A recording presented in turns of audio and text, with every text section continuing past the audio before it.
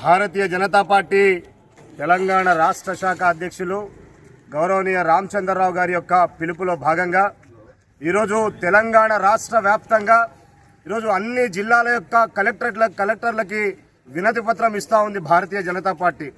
ఎందుకు ఇస్తూ ఉందంటే 27 నెలల క్రితం అధికారంలోకి వచ్చినటువంటి కాంగ్రెస్ పార్టీ ఈరోజు అన్ని వర్గాలకు కూడా అనేక రకాలైనటువంటి హామీలను ఇచ్చి ఆ హామీలన్నింటినీ కూడా విస్మరించి ఈరోజు మహిళలకు ఇస్తా ఉన్నటువంటి 2500 రూపాయలు మహాలక్ష్మి పథకం ఏమైంది? ఈరోజు విద్యార్థులకు ఇస్తా ఉన్నటువంటి స్కూటీలు ఏమైనాయి? ఈరోజు యువతకి ఇస్తా ఉన్నటువంటి 2 లక్షల ఉద్యోగాల కల్పన ఏమైంది? ఈరోజు రైతులకు ఇస్తా ఉన్నటువంటి రైతు భరోసా ఏమైంది? ఈరోజు దళితులకు ఇస్తా ఉన్నటువంటి గిరిజనులకు ఇస్తా ఉన్నటువంటి చేవెళ్ల ట్రైబల్ డిక్లరేషన్ ఏమైంది? ఈరోజు బీసీలకు ఇస్తా ఉన్నటువంటి కామారెడ్డి డిక్లరేషన్ ఏమైంది? ఈరోజు ఈ రకంగా అన్ని వర్గాలకి ఈరోజు పేదవాళ్ళకి ఇస్తా ఉన్నటువంటి ఈరోజు డబుల్ బెడ్రూమ్ల ఇల్లులు ఏమైనాయి? ఈరోజు ఆసరా పెన్షన్లు ఏమైనాయి? వృద్ధాప్య పెన్షన్లు ఏమైనాయి? వితంతు పెన్షన్లు ఏమైనాయి?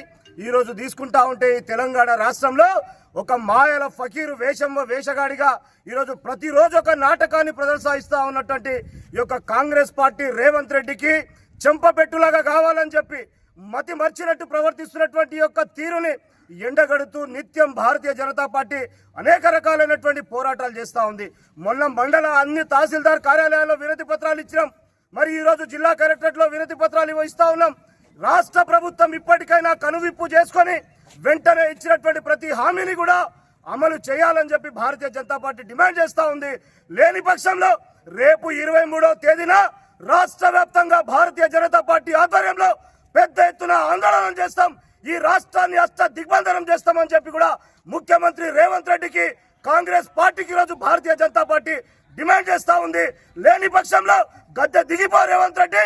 ఈ రోజు నువ్వు అనేక రకాలైనటువంటి హామీలు ఇచ్చినావు. గిరిజనులను మోసం చేసినావు, దళితులను మోసం చేసినావు, బడుగు బలహీన వర్గాలను మోసం చేసినావు. ఈ రోజు నిత్యం మతాల మధ్యలో చిచ్చు పెడతా ఉన్నావు. ఎక్కడికక్కడ హిందువుల యొక్క గుళ్ళు ధ్వంసం అవుతా ఉన్నాయి. హిందువుల మీద దాడులు చేస్తా ఉన్నావు. ఒకవైపు పరిపాలన చేత కావట్లేదు, కానీ నిత్యం వర్గాల మధ్యలో నువ్వు ఈరోజు పెంట పెడతా ఉన్నావు రేవంత్ రెడ్డి.